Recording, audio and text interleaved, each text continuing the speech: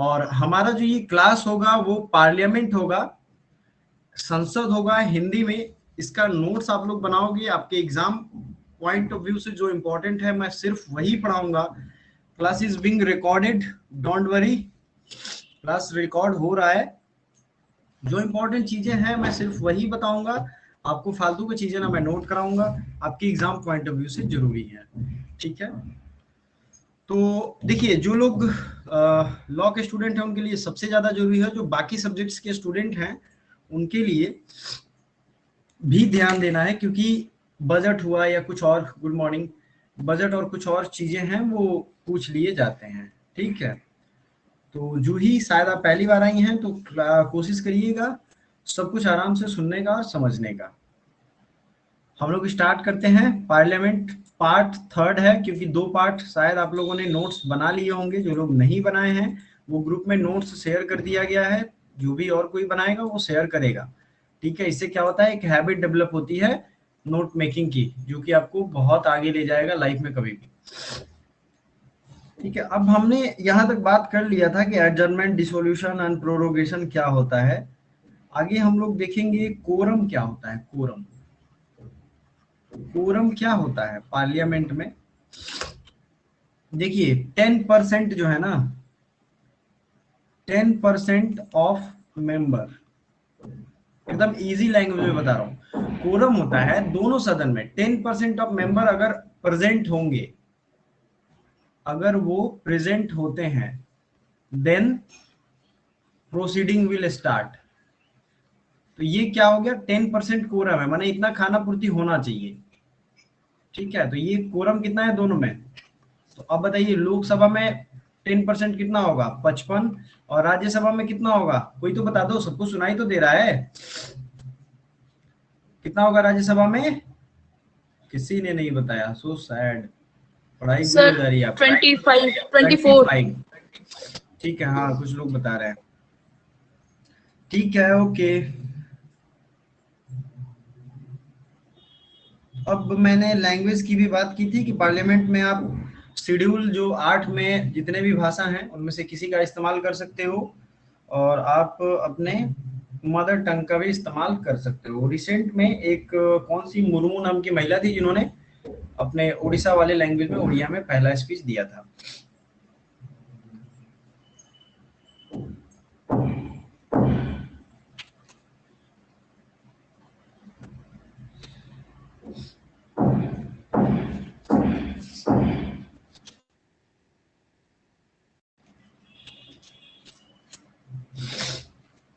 ठीक है, rights of ministers and attorney general, ये अटॉर्नी जनरल में आपने पढ़ा होगा कि ये अटॉर्नी जनरल पार्टिसिपेट कर सकते हैं, वोटिंग नहीं कर सकते हैं, ये आपको मैंने पढ़ा दिया है।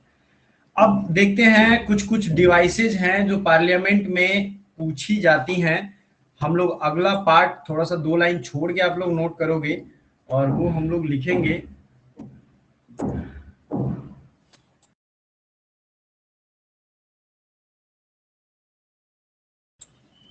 ठीक है, वो डिवाइसेस क्या होंगे, पहला तो होगा क्वेश्चन आवर।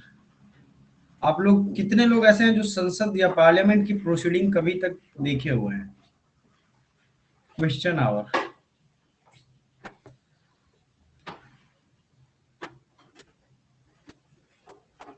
किसी ने नहीं देखा ना। क्वेश्चन आवर जो दिन का पहला घंटा होता है, फर्स्ट 1 आवर, फर्स्ट 1 आवर, पहला घंटा जो है वो इस क्वेश्चन के लिए डेडिकेटेड होता है जनरली।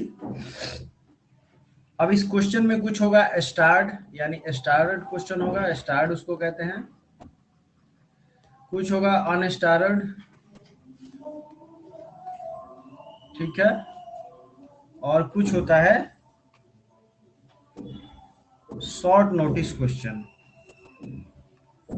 है ना। तो ये 3 चीजें आपको ध्यान रखनी है, ये तीनों लिख लेना है। क्वेश्चन 3 प्रकार के होते हैं, एग्जाम में आ सकता है। अब ये इसमें डिटेल में आपको नहीं जानना है, बस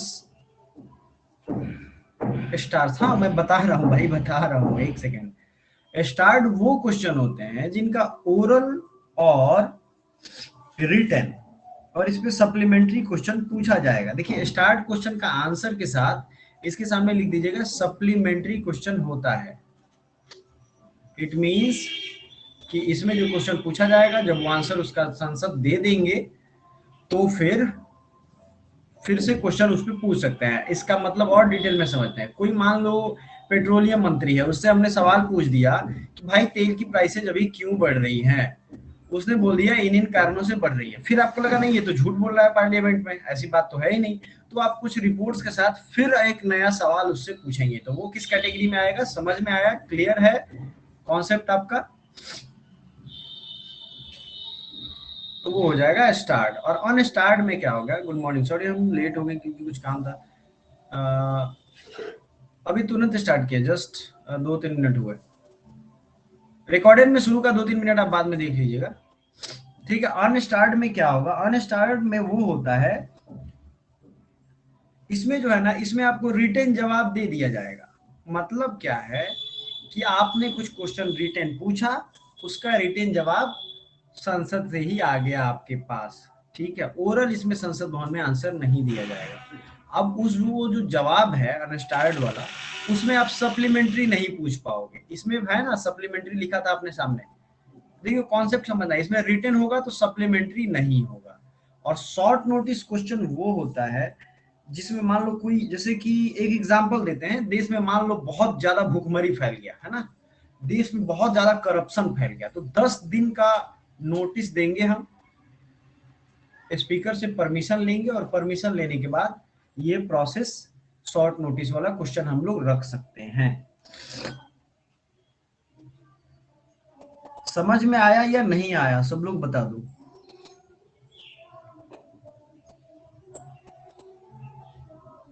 आ गया सबको? चल ठीक है। तो ये 3 चीजें लिख लेना। अब एक और प्रोसेस आता है इसमें, 2 लाइन और छोड़ के आपको लिखनी है, जो बार बार पूछा भी गया है। 0 आवर क्या होता है? बड़ा बहुत कंफ्यूजन है पूरे इंटरनेट पे, कहीं भी आप पढ़ लो, बड़ा ही कंफ्यूजन है। शॉर्ट नोटिस एक बार, ओके। शॉर्ट नोटिस वो होता है जिसमें अगर कुछ भी क्वेश्चन आपको बात करनी है, मान लो देश में भूखमरी फैला हुआ है, हमको बात करना अत्यंत जरूरी लग रहा है, हम स्पीकर से 10 दिन पहले उसकी दरख्वास्त करेंगे कि सर हमें ये अर्जेंट नोटिस है, इस पे हमें बात करनी है, तो ये आएगा आपको शॉर्ट नोटिस में। 10 डे नोटिस इज नीडेड, ठीक है। 10 डे नोटिस इसीलिए मैंने लिखाया था 10 दिन पहले नोटिस देना है कि हम क्वेश्चन ये पूछेंगे। क्लियर है ना? अब अनसर्टेन होता है 0 आवर। चलिए देखते हैं ना, अभी अब क्यों हड़बड़ाने लगी आप? Unlike the question hour, 0 hour is not mentioned in the rules of procedure. देखिए इत्तेफाक की बात है, 0 आवर कहीं मेंशन नहीं है, ठीक है ना। अब इस ये 0 आवर जो है ना, ये एक तरीके से बड़ा कंफ्यूजन क्रिएट करता है।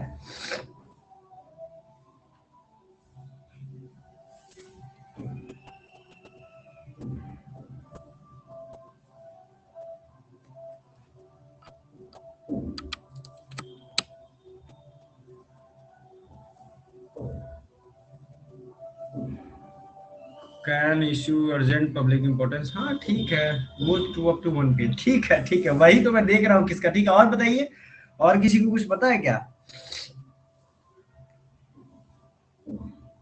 देखिए अब ये 0 आवर, हाफ आवर ऐसे कहा जाता है, हाफ आवर हो सकता है या 1 आवर हो सकता है। ये क्यों ऐसा कहा जाता है?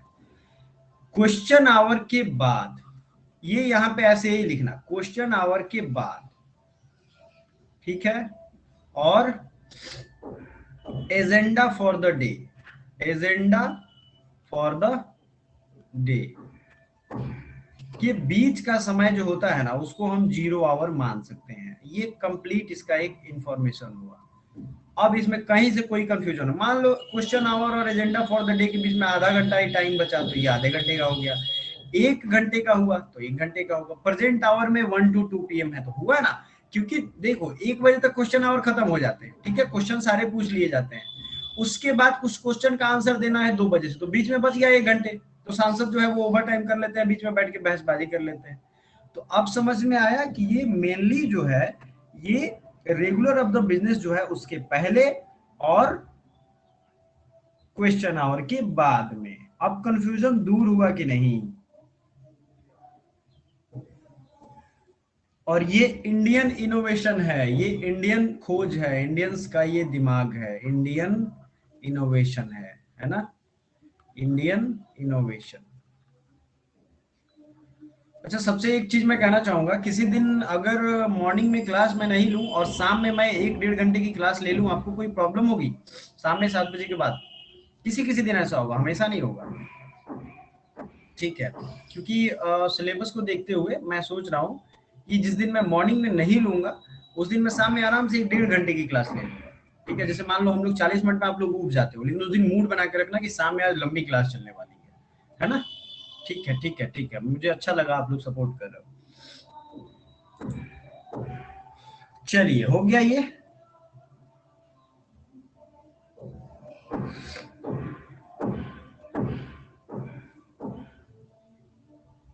अब हम लोग अगला टॉपिक आपको लिखना है मोशन। किस किस टाइप के मोशन होते हैं और मोशन और रिजोल्यूशन में क्या फर्क होता है, सब कुछ मैं बताऊंगा।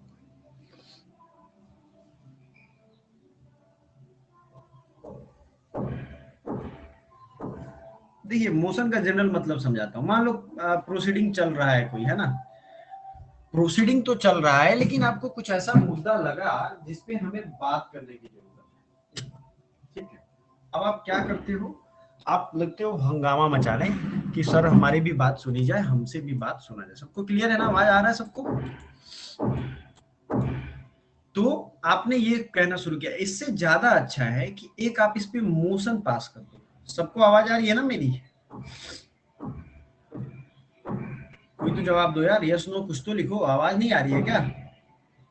ठीक है, यस सर, आ रही है। यार एक आदमी भी बोल देता है ना तो सही रहता, नहीं तो पता ही नहीं चलता मुझे, ठीक है?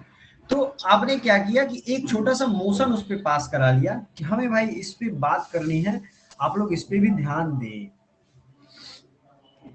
अब मान लो कि हमने कुछ महत्वपूर्ण मुद्दे पे एक मोशन पास कर लिया, तो हमारा राज है, हम उस पे एकदम बहस कर सकते हैं, ठीक है? यही है मेनली ये। The motions moved by the members to raise discussion on various matters fall into three principal categories. पहला होता है सब्सटैंसिव मोशन। देखिए, इसमें जो है कोई अति महत्वपूर्ण मैटर होगा, है ना, सब्सटैंसिव मोशन। मुद्दा किससे भी रिलेटेड हो, कोई देश का ही मुद्दा होगा, उससे रिलेटेड हो, हम एक बिल पास करेंगे। मान लो एग्जांपल के तौर पे किसी हाई कोर्ट के जज का आपको पता चला बिहेवियर खराब है, उस पर बात करनी जरूरी है, इम्पीचमेंट का प्रोसेस लाने से पहले एक बार बात कर लें, डिस्कशन कर लें, तो ये लोग क्या करेंगे, एक मोशन पास करा देंगे। समझ में आया बात? और वो मोशन पास कराने के बाद उस पर बहस होगी, तो सब्सटेंसिव मोशन में ये आ जाएगा, ये अति महत्वपूर्ण मुद्दा है, ठीक है? आपको इसके डिटेल में नहीं जाना है, क्योंकि आप जब बड़े होगे थोड़े से और आईएएस वगैरह की तैयारी करोगे तो आपको तो डिटेल में पढ़ना ही है। ये हो गया सब्सटैंसिव, अति महत्वपूर्ण। और दूसरा हो जाता है सब्स्टिट्यूट। देखो, मेरे एक लोकल लैंग्वेज में ये इसलिए समझना आपको जरूरी है कि लेमैन लैंग्वेज में, क्योंकि कॉन्सेप्ट अगर क्लियर होगा ना, लाइफ में कभी भी आप कोई आपको कुछ पूछ देगा या कुछ झूठ बोलेगा आपके सामने, तो आप पकड़ पाओगे उसे। दूसरा क्या होगा, सब्स्टिट्यूट मोशन। लिख के प्लीज डन लिख देना सभी लोग। क्या है दूसरा? Substitute motion.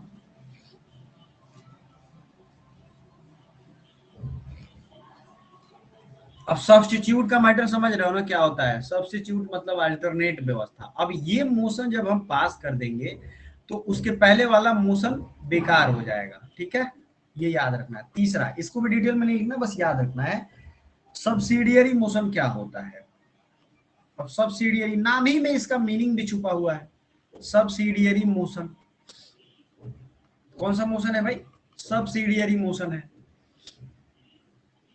इस सब्सिडियरी मोशन का क्या मतलब है? अब सब्सिडियरी समझ रहे हो ना, कुछ जो छूट गया है उसको रखना है। अब मान लो हमने कुछ चीजें लिखी थी, कोई बिल ला रहे थे हम लोग, वो बिल में उसका जरूरी था रखना, बट हम लोग रख नहीं पाए, तो उसको सब्सिडियरी मोशन में ला देंगे। अब इसके अंदर में आता है सुपरसीडिंग मोशन, अमेंडमेंट और एंसिलियरी मोशन। इसी के टाइप हैं, इसी के 3 सब कैटेगरीज हैं। अब लिख लो 3 इसके ही सब कैटेगरी हैं। पहला क्या हो जाएगा? Ancillary motion, ancillary motion. दूसरा क्या हो जाएगा? Superseding motion.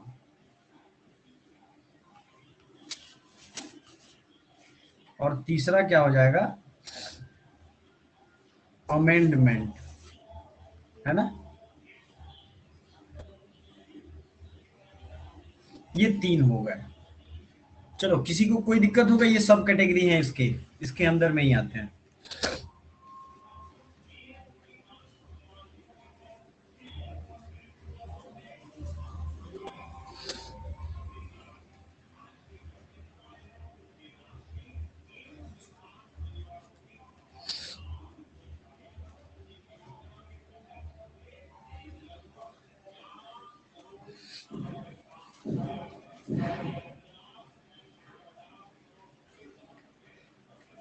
ठीक है, सब्जेक्ट 2 कौन सा है? ये है सुपरसीडिंग, सुपरसीडिंग, सुपरसीडिंग। जूही, वेरी नाइस, सुपरसीडिंग। फर्स्ट है एंसिलरी, एंसिलरी सब्जेक्ट जो होता है वो है, और तीसरा है अमेंडमेंट। चलिए आगे बढ़ते हैं। ग्रुप में नोट्स आपको मिल जाएंगे, सो डोंट वरी। अब अगला जो है ना, ये है क्लोजर मोशन। अब क्लोजर मोशन का मतलब ही होता है कि क्लोज करना है। मान लो हमें किसी चीज पे डिस्कशन क्लोज कर देनी है, अब नहीं बात करने का मन है, मुद्दा बेकार है, फालतू है, तो कि कोई एक मेंबर उठा, उसने क्लोजर मोशन पास कर दिया कि अब हमें टाइम बचाना है, इस चीज को या तो इस बिल को पास कर दो या इस बिल को रोकना है, जो है करना है करना है, और इस पे क्लोजर मोशन दिखाएंगे हम। ठीक है,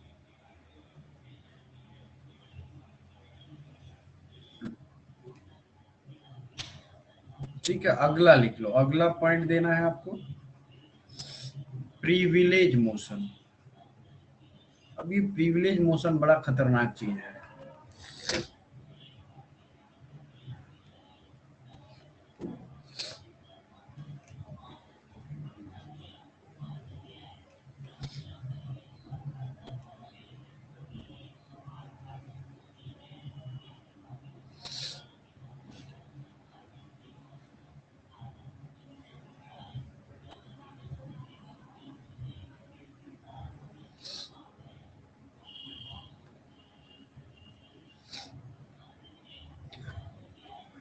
हाँ, closure, closure, closure motion. Closeup जो होता है ना, क्लोज अप, अप पी की जगह पे आर लगा देना।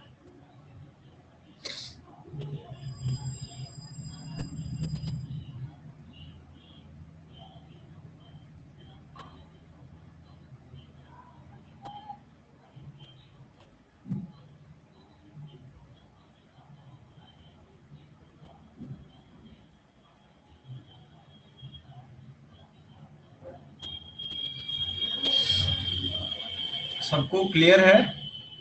प्रिविलेज मोशन होता है कि मान लो किसी नेता या जो एमपी हैं उनसे कुछ क्वेश्चन पूछा गया,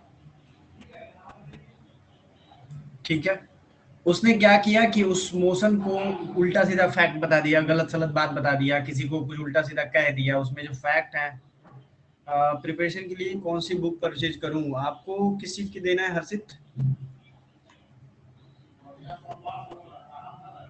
किस चीज का देना है आपको? अगर आपको करंट अफेयर्स के लिए लेना है तो करंट अफेयर्स की पीडीएफ हमारी बनकर के रेडी हो गई है ऑलमोस्ट। 2 से 4 दिनों का आप टाइम देंगे, हम वो पीडीएफ लॉन्च करेंगे, और वो पीडीएफ आप आराम से ही इस लिंक से परचेज करके और पढ़ सकते हो। बहुत ज्यादा प्राइस उसका नहीं होगा, जो पुराने स्टूडेंट्स हैं उनको कुछ डिस्काउंट भी देंगे। ठीक है, सो डोंट वरी, आपको ध्यान रखना है। अच्छा, हिस्ट्री ज्योग्राफी यार, पॉलिटी काफी अच्छी है, पॉलिटी ज्यादा बढ़िया है उसकी।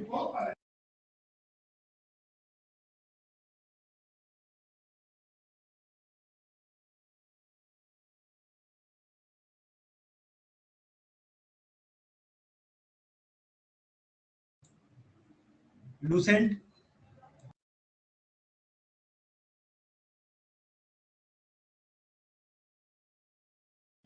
लूसेंट ले लो आप, अगर उससे हायर स्टडीज के लिए चाहिए तो बहुत सारी किताबें हैं, बट वो पर्टिकुलर 10-12 किताबें हो जाएंगी। आपके बीएचयू के लिए लूसेंट सफिशिएंट है, अरिहंत की गाइड आप अपने सब्जेक्ट के लिए लो, काफी है, ठीक है, बहुत ज्यादा उसमें परेशान नहीं होना है। ठीक है डियर स्टूडेंट्स, तो हम आगे बढ़े। प्रिविलेज मोशन में मैंने बताया कि अगर किसी भी सांसद को ये लगता है, हाँ जी क्लियर करना है, वही तो हमारा एम है, आपका भी और मेरा भी, आपको कराना है मुझे, और मेरा टारगेट है कि आपको उसमें हेल्प करूँ, आपको करना ही करना है हर हाल में। बस थोड़ी सी गड़बड़ी ये कर रहे हैं बीएचयू वाले की, फॉर्म अभी तक उन्होंने रिलीज नहीं किया, ये बदमाशी कर रहे हैं, बट रिलीज कर देंगे।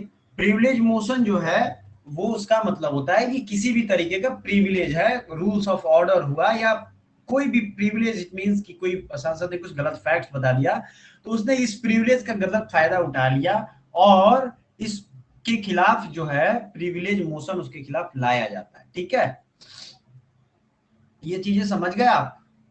अगला है कॉलिंग अटेंशन मोशन। आपने ये देखा था ना कि 0 आवर जो था वो इंडियन इनोवेशन था, उसी तरीके से ये कॉलिंग अटेंशन मोशन जो है, सबको दिख रहा है ना, कॉलिंग अटेंशन मोशन जो है ये भी किसका लिया गया है, ये भी इंडियन इनोवेशन है, ये भी इंडियन खोज है एक तरीके से। अब इसमें क्या होता है, कोई पब्लिक इंपॉर्टेंस है, जैसे किसी गुजरात में मान लो होटल में किसी में आग लग गई थी, अभी क्या हो रहा है ना कि बहुत बड़े बड़े होटलों में, रेस्टोरेंट में, हॉस्पिटल में आग लग जा रहा है, वहां की ऑक्सीजन पाइपलाइन गुजरती है, वो फट जाती है, कहीं कुछ माचिस वाचिस का तिल्ली वगैरह लगा, फट से आग लग जाएगी, और वो फटाफट एकदम मतलब फैल जाता है, फटने लगता है। तो इट मीन्स कि ये एक अर्जेंट पब्लिक इंपॉर्टेंस की बात है, इस पे हमें अटेंशन चाहिए सबका, ठीक है। तो कोई मिनिस्टर क्या करेगा, कॉलिंग अटेंशन मोशन पे लाएगा ध्यान सबकी, और ये मोशन के बाद जो इसके लिए कंसर्न्ड मिनिस्टर होंगे वो इसका जवाब देंगे। मान लो एग्जांपल के तौर पे मैंने दिया, गुजरात के एक होटल में आग लग गई, तो वो जो है अर्बन अर्बन मिनिस्टर जो होंगे उसके लिए जिम्मेवार होंगे कि क्या अर्बनाइजेशन है, कैसे सिटी इंफ्रास्ट्रक्चर बनाया जा रहा है, तो वो जवाब देंगे कि इस कारण से वहां आग लगी, आगे से कोशिशें रहेंगी कि नहीं लगे। बात समझ में आई आपको। अगला टाइप लिखिए, कॉलिंग अटेंशन के बाद एडजर्नमेंट मोशन, ये तो आपको पता भी है, पुराने पार्लियामेंट वाले वीडियो में भी आपने देखा एडजर्नमेंट मोशन, ये आपको पता है क्या है अभी, इसमें यही है, ये भी देखिए, और एडजर्न करके और कोई पब्लिक इंपॉर्टेंस वाली चीज पे आपको ध्यान लाना है सबका, लेकिन इसमें क्या होगा, एटलीस्ट 50 मेंबर्स का सपोर्ट चाहिए, 50 मेंबर्स का सपोर्ट चाहिए, कितने मेंबर्स का, 50 मेंबर्स सपोर्ट अगर करेंगे तभी जाकर के ये बात बनेगी, समझ रहे हो आप लोग। ये चीजें काइंडली आप लोग एक बार लिख लो और देख लो सबने बराबर लिखा है ना, कुछ छूटा तो नहीं है।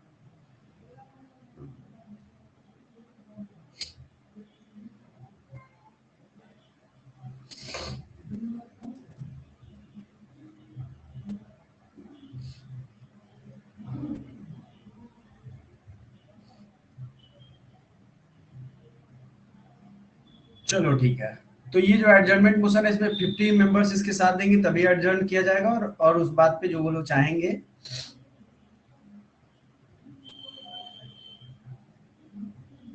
और एक चीज ध्यान रखना है, एडजर्नमेंट मोशन जो है ये इसके नीचे लिख दीजिए आप लोग, नॉट परमिटेड इन राज्यसभा।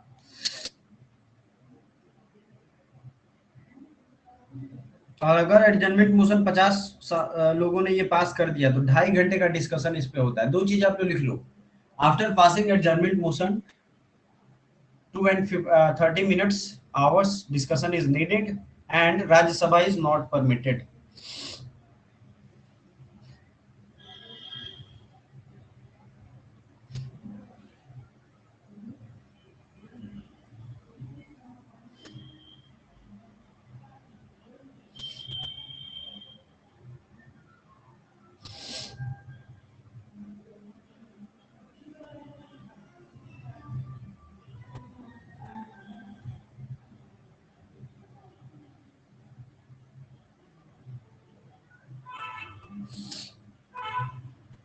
हो गया सबके, आगे बढ़ते हैं।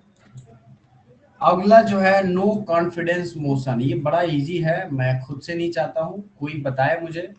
No confidence motion, Atal Bihari Vajpayee 1999, याद करो आप लोग। और एक रिक्वेस्ट है यार, मेरे जो करंट अफेयर्स है आप लोग अपने दोस्तों में शेयर नहीं करते हो तो शेयर किया करो सभी लोग, ठीक है। सभी लोग एक दूसरे को, जो भी आपके आस पड़ोस के दोस्त हैं उनको शेयर करने से क्या होगा कि वो मुझे थोड़ा अच्छा लगेगा। चलिए बताइए, नो कॉन्फिडेंस मोशन कभी लाइफ में सुना है क्या? नहीं सुना है ना।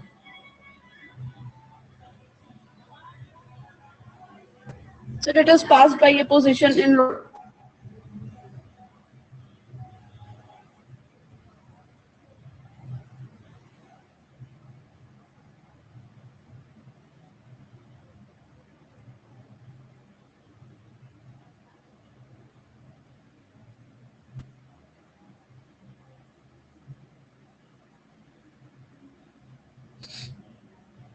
Against ruling party. चलो इतनी तो बात पता चली। हाँ, किसी ने और कुछ बताया? गुड, ये एटीट्यूड सही है, आपको ध्यान एटलीस्ट होना चाहिए कि क्या हम बता रहे हैं, ठीक है।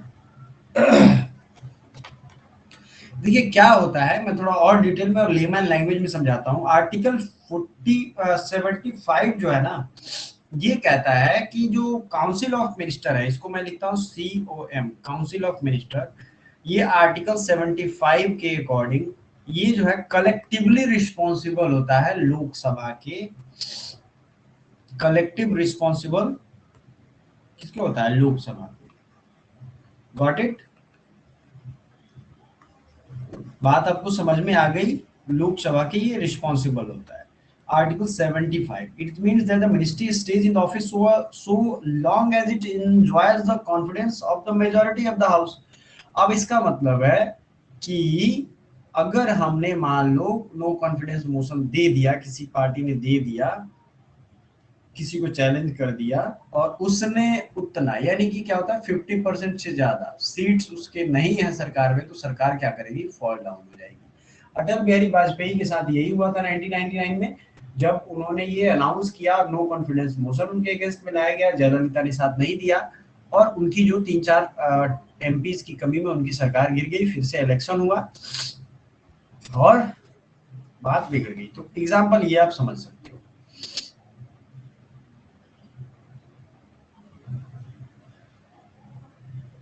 और कॉन्फिडेंस मोशन क्या होता है?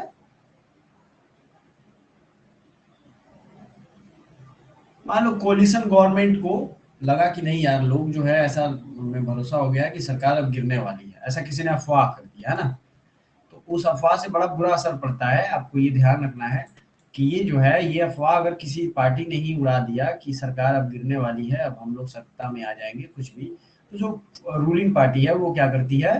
कॉन्फिडेंस मोशन भी पास कर सकती है कि नहीं भाई हमारे सब लोग एक साथ हैं। तो लिख लो आप, कॉन्फिडेंस मोशन क्या होगा, ये दोनों चीजें समझ रहे हो आप लोग? Confidence, confidence motion. अगला होता है motion of thanks, motion of thanks.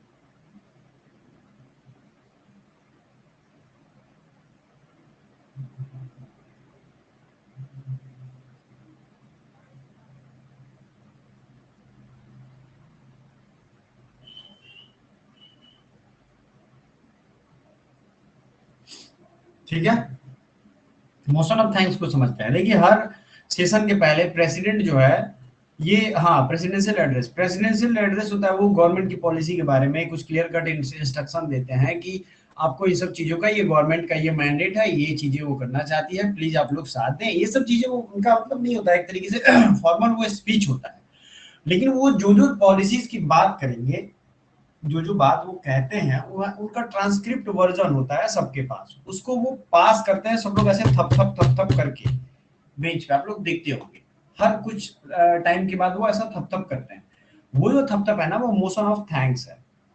और उस एड्रेस के बाद बहुत लोग अपना थैंक्स वाला स्पीच भी देते हैं, एमपी या पीएम या जो भी हो, वो कहते हैं कि धन्यवाद राष्ट्रपति महोदय, महामहिम, आपने हमारी काफी प्रशंसा की और बहुत अच्छा लगता है कोऑर्डिनेशन हमारे आपके बीच में, ये सारी चीजें। तो ये मोशन ऑफ थैंक्स है। अगर मोशन ऑफ थैंक्स हार गया मान लो तो सरकार गिर जाती है। क्यों? क्योंकि राष्ट्रपति ने स्पीच दिया, वो बिल होता है, एक तरीके से बिल होता है, कह रहे हैं वो मोशन होता है, और मोशन वो पास अगर नहीं हुआ तो गवर्नमेंट में मेजोरिटी खत्म। ये चीजें आपको समझनी पड़ेगी, ठीक है जी? हुआ आपको क्लियर, समझ में आया?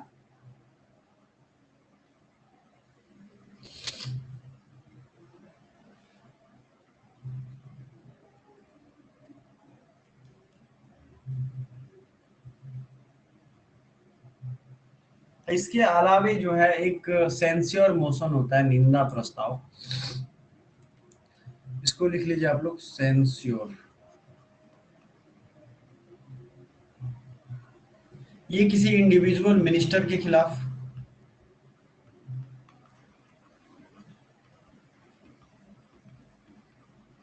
इंडिविजुअल मिनिस्टर और ग्रुप ऑफ मिनिस्टर और इंटायर काउंसिल ऑफ मिनिस्टर, ठीक है? या तो काउंसिल ऑफ मिनिस्टर के खिलाफ ही ले लो, या जीओएम का मतलब होता है ग्रुप ऑफ मिनिस्टर, ठीक है? आप लोग बड़ा बड़ा लिख लो, group of minister in council of minister, इन सबके साथ इसको लिया जा सकता है।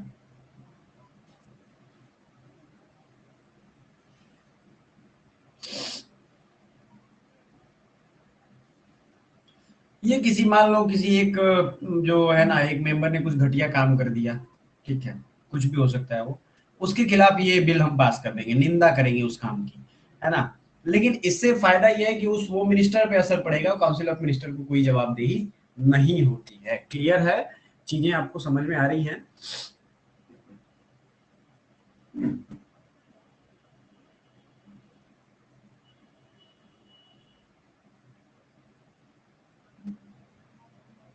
ठीक है,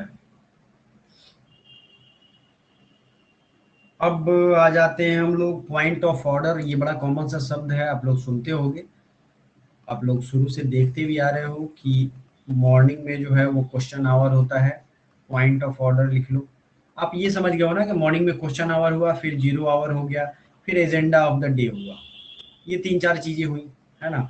अब ये तीन चार चीजें हुई तो आपने क्या सीख लिया कि पहले ये होगा, फिर ये होगा, फिर ये होगा ना। इसमें अगर कुछ उलटफेर हुआ तो स्पीकर जो है वो पॉइंट ऑफ ऑर्डर दिखाते हैं, या फिर कोई भी एक मेंबर है वो पॉइंट ऑफ ऑर्डर रेज कर सकता है कि इसके बाद यही होना चाहिए था, ये गलत हो रहा है। अपोजिशन मेंबर जो है गवर्नमेंट को कंट्रोल करने के लिए ये हथियार उगाते हैं, ठीक है?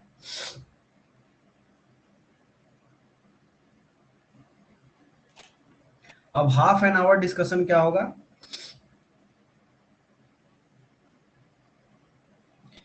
चलिए अगला लिख लेते हैं, हाफ एन आवर डिस्कशन। ये भी एक जरूरी बात है, ये टर्म है यार, इसलिए मैं पढ़ा रहा हूँ, क्योंकि ये आपको पता होना चाहिए, आप एक नागरिक हो। Half an hour discussion,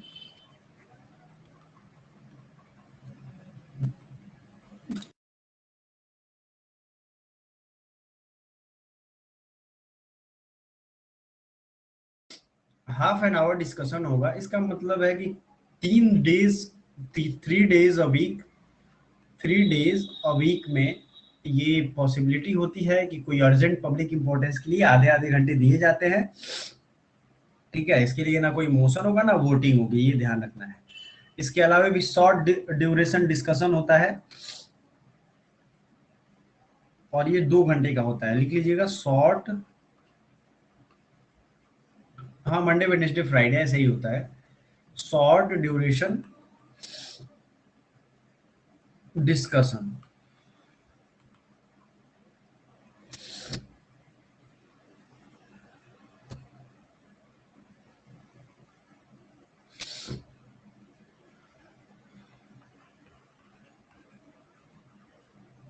2 our, है ना? ये 2 घंटे का होगा, ये भी अर्जेंट पब्लिक इंपॉर्टेंस की चीजें होंगी, ये भी स्पीकर के द्वारा अलॉट किया जाएगा। इसमें मेंबर ऑफ, ये ध्यान रखना है कि ये 2 आवर से ज्यादा ना हो, से ज्यादा ना हो। The speaker can allot 2 days in a week for such a discussion. There is neither a formal motion before the House nor voting. The device was been existed since 1953. ये 1953 से अभी तक लागू है, शॉर्ट ड्यूरेशन। ठीक है, speaker क्या करते हैं, इसके लिए परमिशन देते हैं, और कोई भी पार्लियामेंट का मेंबर एक रेज कर सकता है, शॉर्ट ड्यूरेशन डिस्कशन की मांग कर सकता है।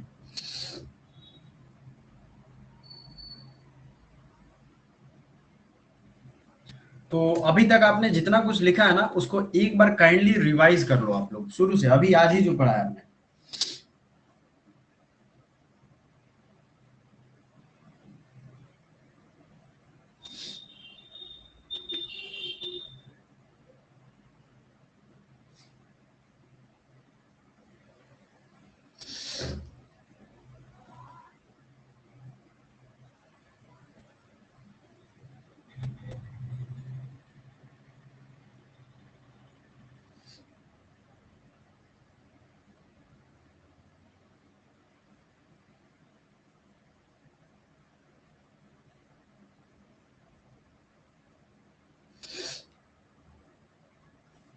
पूरा रिवीजन हो जाएगा। मैम की क्लास हाँ होगी, आई थिंक मैम की क्लास होगी। अभी तक आपने जितना कुछ लिखा है आप लोग रिवाइज कर लो, थोड़ी देर और क्लास होगी आपकी, फिर एक 10 मिनट के ब्रेक के बाद मैम की क्लास स्टार्ट होगी। मैम की अगर क्लास 10-15 से स्टार्ट होगी, she will message you, don't worry.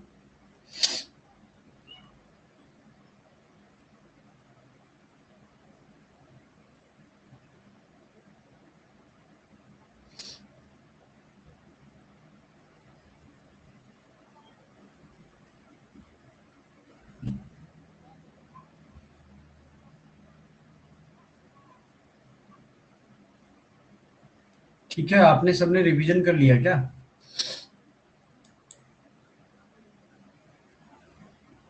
ठीक है, देखिए यहाँ आपको कुछ चीजें समझनी है। एक तो रिजोल्यूशन होता है, एक बिल होता है, और अमेंडमेंट होता है। सब चीजों में क्या डिफरेंस है, ये चीजें हम अब समझने की हमारी समय जो है वो आ गया है। फिर बजट पढ़ेंगे, बहुत सारी चीजें हैं वो अब हम समझते चलेंगे। Sir stars written and oral दोनों होता है। नो नो नो, स्टार्स जो है वो जवाब देना है उसका। अच्छा, एक चीज आपको ध्यान रखना है, जो संसद में जो भी बात बोला जाता है, ठीक है ना, संसद में जो भी बात बोला जाता है वो लिखा भी जाता है। आप कभी गौर से देखिएगा, उसका वेल होता है, संसद पार्लियामेंट का एक वेल होता है। वेल इसलिए कहते हैं, कुआं टाइप वो दिखता है, जहाँ चेम्बर होता है ना उसका, स्पीकर के या लोकसभा स्पीकर या चेयरमैन जो होते हैं उसके सामने 10-12 लोग टाइपराइटर लेके बैठे रहते हैं ना, तो वो क्या करते हैं, उन सब चीजों को लिखते भी रहते हैं। लेकिन यहाँ ओरल जवाब देना है भले, लेकिन वो लिखा हुआ भी चाहे तो उन्हें मिल जाता है, तो ये समझने वाली बात है। लेकिन जवाब कैसे देना है, ओरल देना है। क्लियर है? ये अच्छा सवाल था ये, उपासना।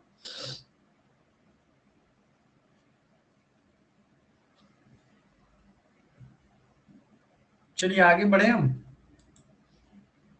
हाँ, पार्लियामेंट में जो भी डिस्कशन होता है, आप कभी ध्यान से सुने नहीं होंगे, पार्लियामेंट में जो स्पीकर होते हैं ना, वो बोलते हैं कि this should not be recorded. मान लो क्या हुआ ना कि 10-12 एमपी जो है आपस में झगड़ पड़े, अब हो सकता है वो गाली दे दे, हो सकता है वो मुक्के मार दें, तो जो वीडियो रिकॉर्डिंग और ऑडियो रिकॉर्डिंग दोनों उनके पास पावर होता है, वो रिकॉर्ड नहीं करवाएंगे, लिखाएगा भी नहीं, वो ना रिकॉर्ड होगा कहीं पे। तो ये पार्लियामेंट के जो स्पीकर होते हैं उनका ये एक्सक्लूसिव पावर है, उनके बारे में भी हम पढ़ेंगे।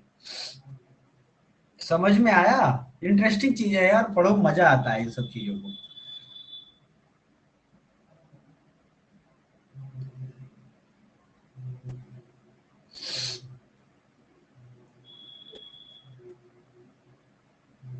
चलिए, अब आपकी बारी है रिजोल्यूशन समझने की। रिजोल्यूशन क्या होता है?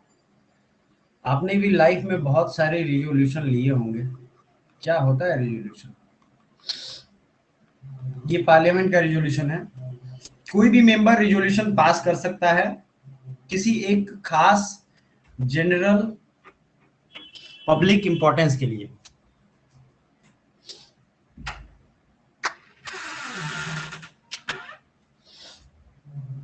किसके लिए? एक खास जनरल पब्लिक इंपॉर्टेंस के लिए।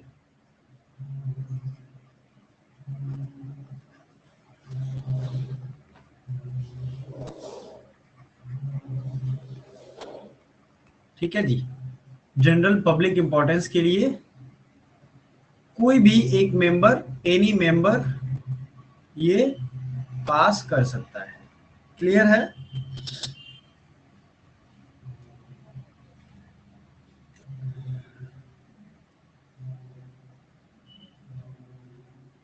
अगर उसने ये रिजोल्यूशन ले लिया तो वो पीछे नहीं हट सकता है, ये भी ध्यान देना है आपको।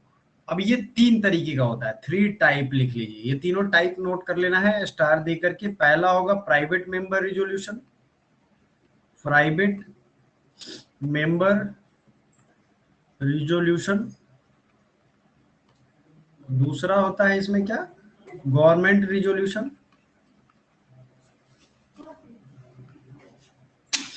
Statutory resolution.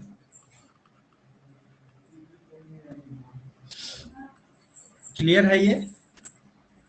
Statutory resolution.